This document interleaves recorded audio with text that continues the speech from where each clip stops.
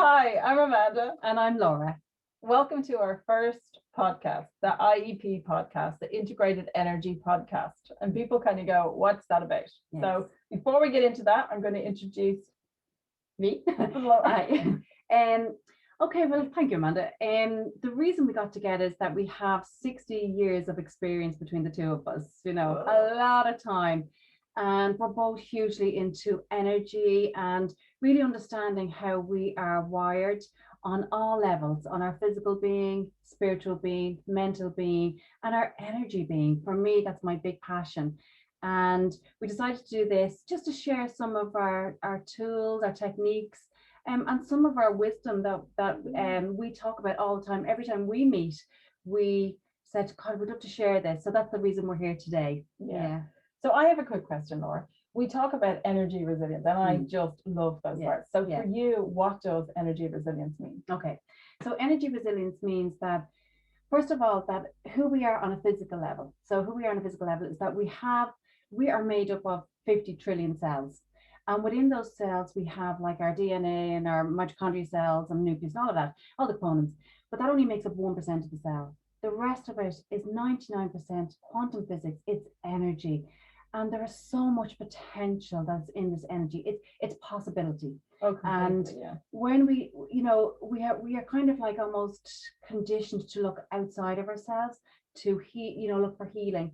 And I just think if people knew that energy, we're basically light bulbs walking around. We've so much energy. That's so true. Yeah. Like, because we get these aha moments and we go, oh my God, this is what, that's what she meant. Like, it could be 6 months later, but I still get them every so often. Yeah, good. So yeah, that just happens.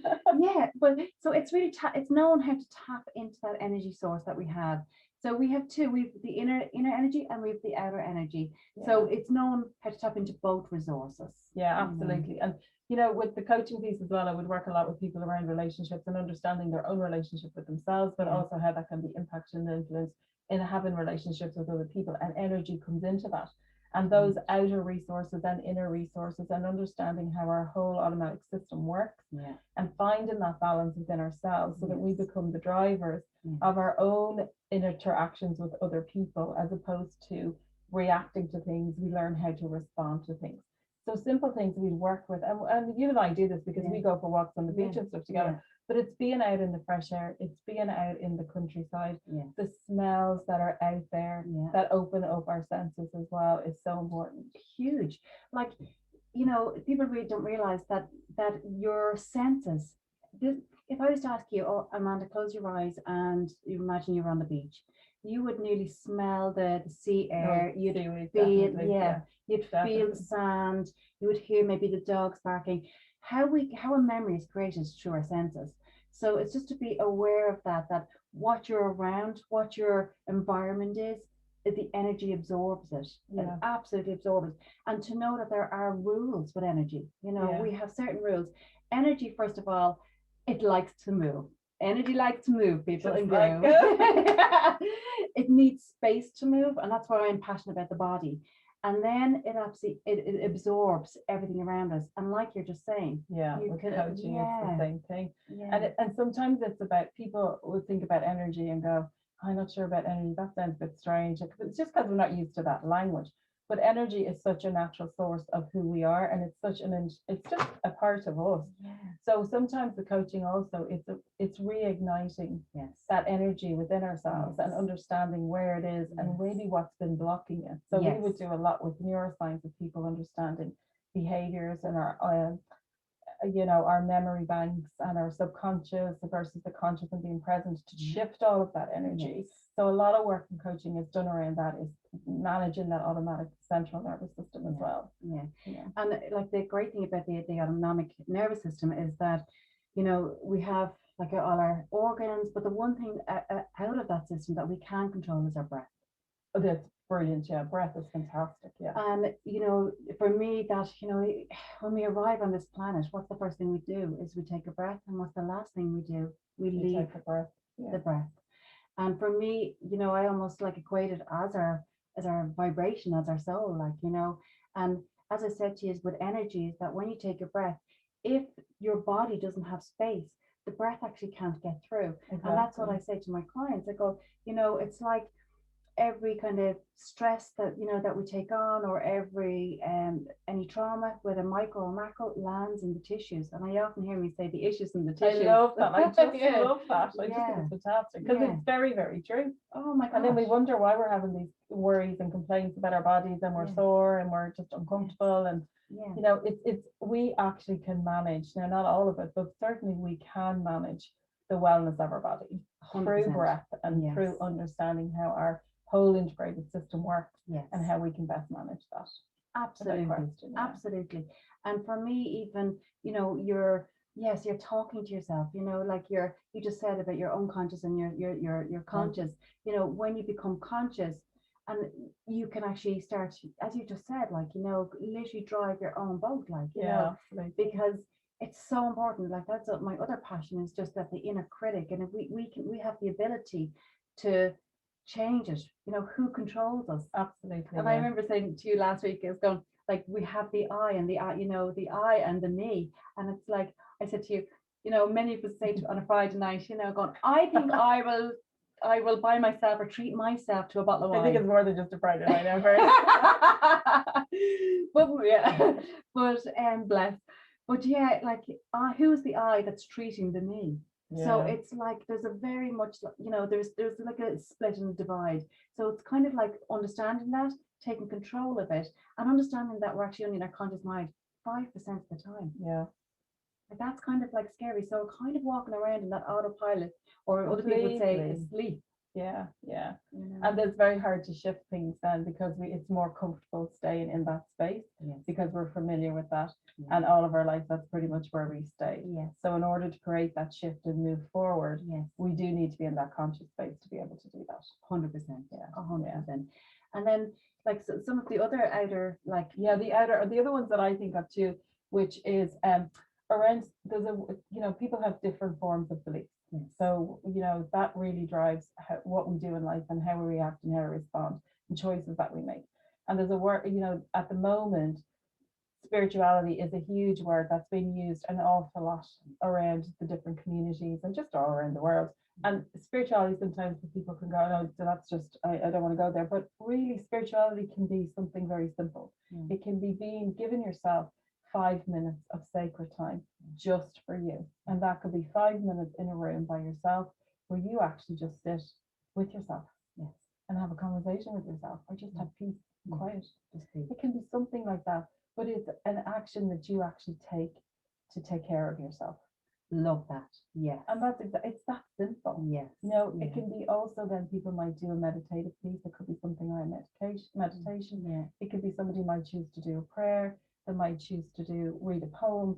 It's whatever sits with that person and whatever that spiritual piece means to them. But that balance in that is so important in helping calm our system down.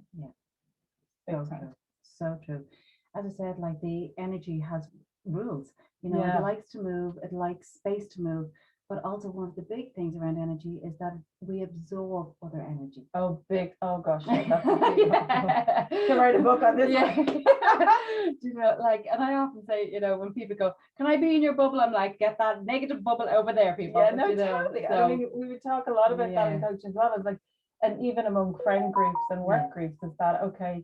Here it is, we're sitting here and everybody's having a great chat, and then someone walks into the room and they're on a downer, or we've got a downer, and we're just like, they leave the room, we're like, oh, what happened? Like, the energy is just completely gone. It's zapped, and you just like, oh. So it's about being able to protect your energy. 100%. Once you find that energy space in yourself, it's about how do we protect that then, so that we don't absorb other people's negative energy. And in fact, what might happen is they may actually absorb some of our positive energy. Big time. And do you know what? Okay, it is practice, but the more you practice, the more it becomes your default. Like, I know my default is positive, and I probably practice that, and unknowingly or consciously or unconsciously, but I know I've practiced it. So it's and that's exactly like you create a new neural pathway in your brain to create a new habit and a new pattern, and that when you do a new habit, then you have to have action to that, and you're repetitive and keep it going, and then that creates that new habit for you, and it's then in your brain. So then you automatically, it does become your default. But to get there, it does take a little bit of practice for sure. But the reward you get from feeling that, because then you're working from more of a reward space where everything is much more positive. The outlook is different. How we see, the lens we look through can be quite different then as well, which does massively impact our interactions with people, our interaction with ourselves, but how then we feel about different situations, and whether we look at them in a negative way or a positive way or a neutral way to go, okay, I'm stepping out of this, but I understand where everybody's coming from in this situation, and this is the choice I'm making for me that will protect my energy and just me. Yeah. And I often say when I work with kids, I literally worked just before the COVID, and I talked about a tree, and I said, look, we're like a trunk of a tree. And in this trunk, I said, we have a big circle, and in the trunk, if there's a big circle cut out of the trunk, that's like also our energy, our source of energy, kind of giving it away. And when we do that, like anything that comes along, like the wind or the breeze, can knock that tree down. But if we actually fill that hole by literally tapping into our energy, then we can, as I said, like we can deal with the external experiences just with ease and with, with, as I said, a different perspective, and and look at it, go, well, let me see how I can handle this.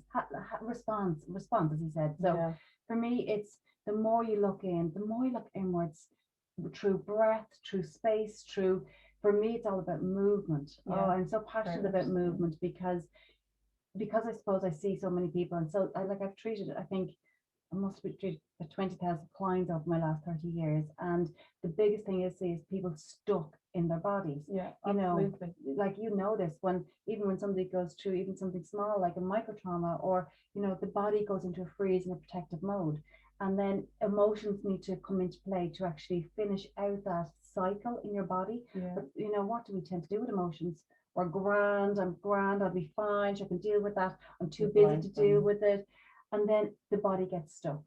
So the energy can't move through. So for me, the more you move your body, the more you can actually disperse the energy in a gentle and safe way. Absolutely. And I think that for me, experiences I would have had in relation directly to the energy shift in my body is in relation to the menopause, or a loss or grief, those types of situations, but particularly the menopause, where there's a whole shift in, you're like, oh my God, what just happened, or what's happening? And it keeps going for quite a while. And then it's trying to find that balance within that, which can be a challenge. But if you know the information ahead of time and you are planning, like you're teaching yourself new giving new habits to yourself, you're creating those new neural pathways to go, okay, when something happens, my default is not going to be sitting on the couch and complaining or moaning. It's going to be, I know it's going to happen. So my default is going to be, I'm actually going to get up, I'm going to move, I'm going to create a space in my body to help me deal with the shift in my hormone levels, or in my energy, or in my emotional space right now. And that takes practice to do. But if you imagine if you knew that ahead of going into, say, for the menopause, and that you knew that, and you are already living that type of a lifestyle, how much of a difference that potentially could make for you to manage to get through that. Huge. But I often hear Joe Dispenza talking about that, neurons that fire together, wire together, and it's so true. Like, it's like, or energy goes where, or energy flows where energy goes. Absolutely, and that's, for me, that's all about the neural pathways, making their way down and connecting. So what do you want them to connect to? And what do you want to talk to your 50 trillion cells? There's probably a million just after leaving me, but but there's stem cells waiting, people. So it's like, like how can we start talking to ourselves? And the funny thing that the brain doesn't actually have a sense of humor. So everything you tell it believes. That's exactly amazing. So again, what are you programming? What are you telling? I am well, all is well. It's like you have to constantly do the mantras. Like my big one is, I am enough. I am enough. I am enough. Ava's one is but it's about money, like money adores me, and I'm like, I love your one. Oh no, I'm a money magnet. Yes, I am. That was our mantra. But it's like, and she constantly attracts money, by the way. All the time. So it's literally what is in your space, and that's all energy. And when we talk about, you said earlier on, like it's kind of and not a scary word, but it's like if you're unsure what it is. But it's simply, we are energy. We are energy vibrating beings. Like we can feel each other just sitting here, like, and it's a space. And I think too, part of the difficulty for people and the challenge, and part of why we wanted to do this podcast too, was that it's a normal conversation for you and me to have, because that's just how we are. Yes. But for other people, it's a little uncomfortable maybe, because it's not a conversation that's a common conversation. Yes. In a lot of people's lives. And so we would just want to ground that and kind of go, this is normal. This is not, these are conversations that are actually fun to have. Yeah. They're interesting. Like we come up with all sorts of ideas. Who's in your negative bubble? So like, I think in that sense, it's really good. And one of the things we wanted to do with the podcast was to be able to each week tap into the type of energies that are out there, how we can manage that and negotiate, or, you know, get us to a space that we can manage our lives maybe in a different way, that create a better space for us to have more energy fluid through our body and manage our internal system ourselves, to know how we can react and respond to things. So each week what we want to do is just give you a couple of tools that you can practice on during the week, and that if they work with you or resonate with you, great, and if they don't, that's okay. The next week we'll have some other things. But it also gives you some food for thought to think about. Maybe I'll Google something. Maybe there's something I already do in my life that I haven't actually considered it to be energy. To have, like, maybe I already have a coping mechanism that I use that comes from my subconscious that I don't even think about. So it's about connecting with that again and recognizing it and giving it back the power that it deserves, to go, actually, I'm actually here. Like, I'm here to help you, and you keep ignoring me, but I keep helping you. So it's about really re-tapping, as well as learning how to tap into your own resources within your body. So today we were just going to, Laura was going to do a couple of simple tapping movements. Yeah. Would you like me to share? Totally, go ahead. Okay, so a couple of the tapping. Again, I just talked about the cells and about tapping into our own energy. So, you know, I have learned these over the years, and I would do them, and I would do them again with Ava in the car. People think we're having a heart attack. But yeah, so it's just some of the tapping. So you have your lovely clavicle bone here. So you literally get your fists, and you're just going to tap in, and it's like the on button. So when you have a computer, you have to plug it in. Okay, so this is called the systemic root here, the systemic root, and you're just going to click in, and you're going to start tapping. Amanda, you're not joining me. Okay, that's it. Then you're going to tap here, just literally behind the beautiful sternum bone here, and we're going to just tap. Lovely. And what this does is actually, this area is stimulating your white blood cells. So it really, I can hear my voice. So what you're doing here is actually, by tapping in, you're increasing your white blood cells. So it actually can stop a cold in its sites. So this is the one we do on the way to school in the mornings. You know, keep everybody well. For the kids. Oh, listen, all the kids should be doing it in the and class. really the anxiety, we have to talk about that, and we won't necessarily tonight, but we'll just touch a base on a little bit. Is that energy kids feel in the morning, the stress and the anxiety. Small little things like this are little tools that you could use on the way in the car with the kids, and kind of help start teaching them now how to start to tap in. Imagine if we were younger and we had learned all of this, and we could tap in and we could control our responses and our nervous system at a very early age. Imagine the difference that potentially could have made in our lives, and different reactions we would have had, or choices we made, you know. Anyway, so that's two. And then the third one then is literally just tapping the rib cage. So your rib cage here just really stimulates all the pancreas energy, the energy of digestion. So it helps you digest physically and emotionally. So anything that you're going through, you just can't cope with, or you're going, oh God, I really can't digest this situation. By literally stimulating then all of the rib cage, the sides of the rib cage, you've already started the energy. Now I can actually physically feel energy flowing through my hands, because I was doing it for ages.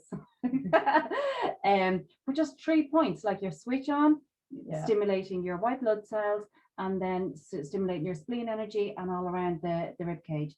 Just tiny little points. And as I said, like I do it going to school, you know, there's a few different things that it has become natural for us to do, because, well, obviously we live it. We are it. And sometimes it's a really good, and maybe we might do a little bit, just a quick run through it next week, is there is a morning routine you can do that sometimes I'll do in the shower that involves tapping just on the face, as well as the areas that you've said, but it sets you up for the day, and it gets all of your body starting, the sense that your body's starting to move before you even go out the door to work. So it puts you in a different state of, you know, mind going out in a different space. And remember that when you go out, then, you know, how you respond to someone first thing in the morning, or what you bring to somebody first thing in the morning, is how you're going to experience your day.